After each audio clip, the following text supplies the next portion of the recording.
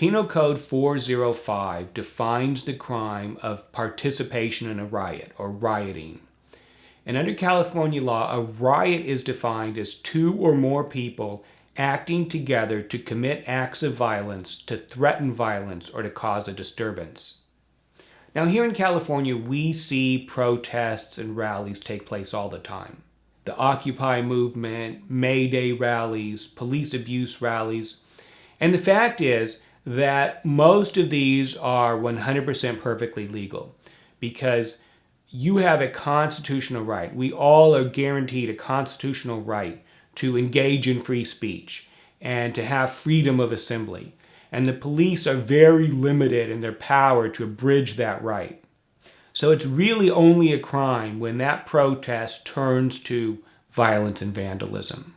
If you or a loved one is in a situation like this, we invite you to contact us here at Shouse Law Group.